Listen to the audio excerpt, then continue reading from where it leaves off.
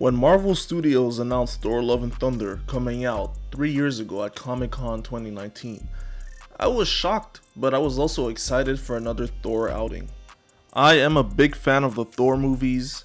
I know they are not the most like MCU films, but I really love the first Kenneth Branagh Thor film from 2011. I think it's one of the most underrated superhero films ever made.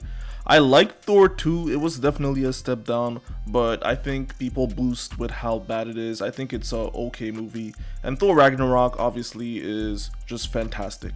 With that said, I have just recently watched Thor Love and Thunder, and honestly, I think it's really good.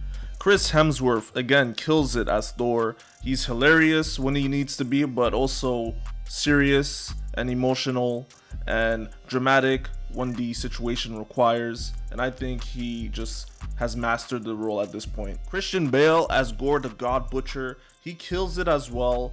His character has a fantastic arc, and there's even certain moments in the film where you even kind of agree with him and see where he's coming from, which is what a great villain always has in a good movie. And as for Natalie Portman, aka Lady Thor, I think she kills it in this role. I haven't always been a big fan of Natalie Portman as Jane Foster, to be honest. I feel like she was the weakest element of both Thor 1 and 2. But I think she does a good job redeeming herself in this movie. She has a lot more and a lot better material to work with in this movie. And her relationship with Thor, I feel like for the first time actually kind of blossoms and works for the story. Now I will say, although I really did enjoy this movie, there are a few things that keeps it from being perfect. I actually think this movie could have benefited from being just slightly longer. And I think that what they could have added is actually more scenes of gore. I actually think the movie would have benefited strongly from showing the crisis that kind of destroyed Gore's homeworld and extinct his people.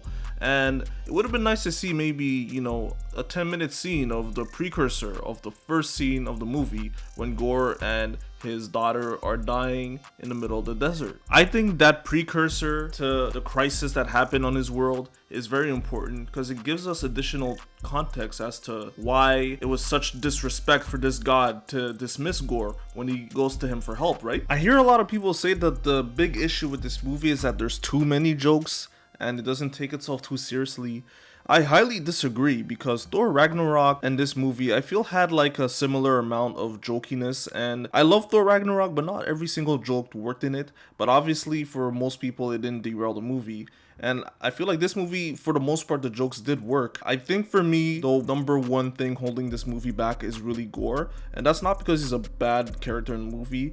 It's just that I feel like his character had the potential to be so much more. But it didn't quite reach that potential. He was just okay. I think what they should have done is keep everything the same with Gore, but just add an extra 10 to 20 minutes just explaining the crisis that's going on his planet. Make it kind of like in the comics where his life is in shambles from the minute he's born. You got family members, friends dying left and right. I believe that in the comics, Gore's home world is in a similar state that Thanos' home world Titan is in the movie Avengers Infinity War, which is the planet cannot sustain the life that lives on it, and life is very difficult, but Gore is a deep man of faith. I think Gore could have been easily up there with the likes of Killmonger and Thanos had they just shown a little bit more of his backstory. When Gore kills his first god, the god Rapu, with his necro sword. Just imagine how much more powerful that moment would have been if we actually saw Gore worshipping this god.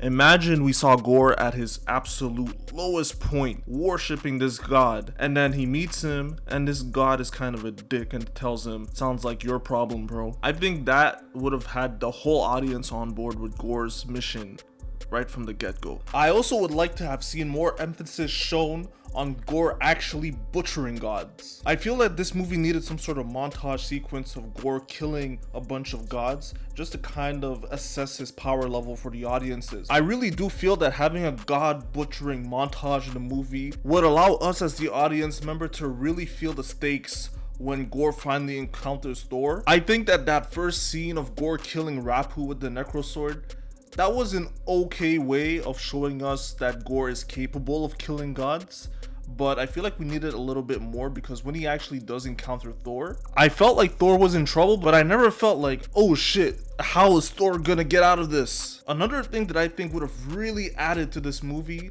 was that if they made the Necrosword a character out of it itself, because the Necrosword is alive, if you will, in the same way that Mjolnir and Stormbreaker are alive, quote unquote.